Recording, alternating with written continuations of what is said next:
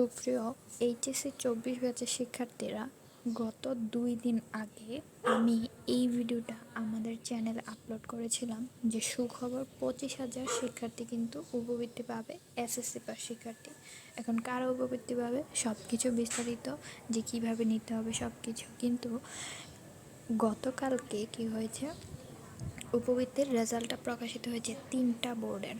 এখন সেই বৃত্তির রেজাল্টটা কিভাবে দেখবে এবং কে কে পেয়েছো কিভাবে লিস্টটা দেখবে খুব ইজিলি আমি দেখিয়ে দেব। সো চলো ভিডিওটা আমরা শুরু করি। তোমরা হয়তো অনেকেই এসএসসি এইচএসসি 2024 এই অ্যাপটা দিয়ে ট্রাই করছো যে রেজাল্টটা কীভাবে দেখা যায়। তো আমরাও একটু ট্রাই করে তোমাদেরকে দেখাচ্ছি আসলে এই অ্যাপটা দিয়ে কি বৃত্তির রেজাল্ট দেখা যাবে কি না। যদি এটা দিয়ে না দেখা যায় তাহলে কিভাবে দেখবে সব কিছু বলবো, তাহলে শেষ পর্যন্ত থাকো।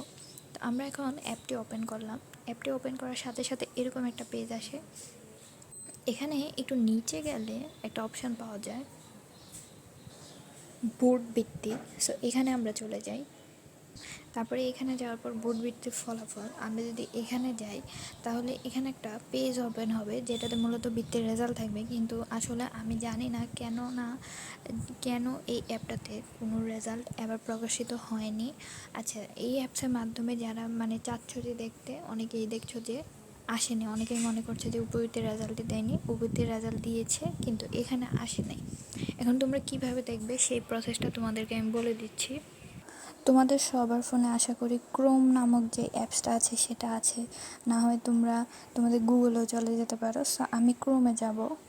ক্রোমে যাওয়ার পর এখানে সার্চ করবে শোভন স্টাডি। কি সার্চ করবে আবার বলছি, শোভন স্টাডি। তো এরকম একটা ওয়েবসাইট আসবে। সো প্রথম ওয়েবসাইটটাতে আমরা ক্লিক করব।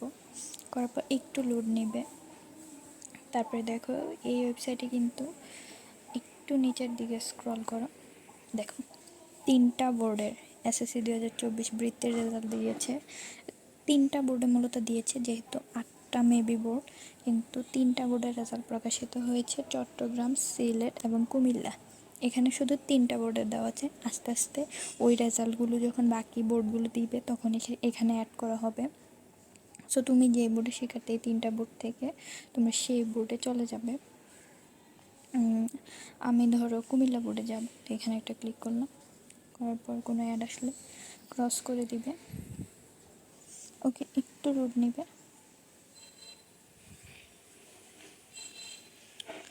তারপরে দেখো এই যে 2024 তারা এখানে তালিকাগুলো দেখাচ্ছে। শিক্ষার্থীরা নিজেদের কীভাবে খুঁজে বের করবে, তোমরা কীভাবে নিজেদের রেজাল্টটা আসলে দেখবে আসলে তোমার উপবৃত্তির লিস্টে আছো কি না। মূলত শিক্ষার্থীরা এখানে নিজেদেরকে রোল নম্বর, রেজিস্ট্রেশন নম্বর, স্কুলের নাম, কলেজের নাম না কিন্তু স্কুলের নাম এবং নিজের নামের মাধ্যমে খুঁজে বের করবে। বুঝতে পারলো তো? এবার কত টাকা প্রদান করা হবে ওই আমাদের ভিডিওতে বিস্তারিত বলেছি, এখানেও লেখা আছে। এবার দেখো তালিকা খুঁজে পেলে তোমার করণীয় কি।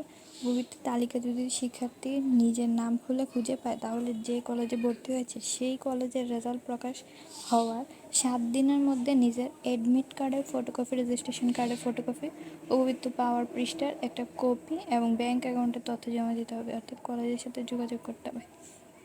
এবার দেখো এখানে হচ্ছে মেইন জায়গা, একটু স্ক্রল করবে, দেখো প্রত্যেকটা লিস্ট এসেছে। এখানে কিন্তু লিস্টের 3টা ভাগ আছে।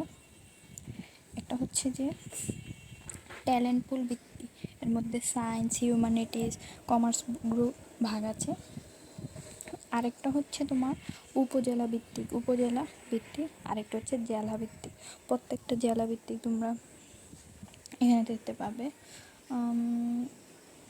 এরকম প্রত্যেকটা স্কুলের আছে, প্রত্যেকটা স্কুলের।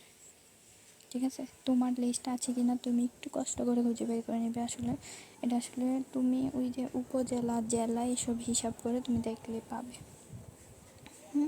তোমরা দেখে নেবে। আর 3টা বোর্ডে যেহেতু তোমরা যে বোর্ডের শিক্ষার্থী আছো অবশ্যই দেখে নেবে, এবং কারা কারা উপস্থিতি পেয়েছো তারা অবশ্যই কমেন্টে জানাতে পারো।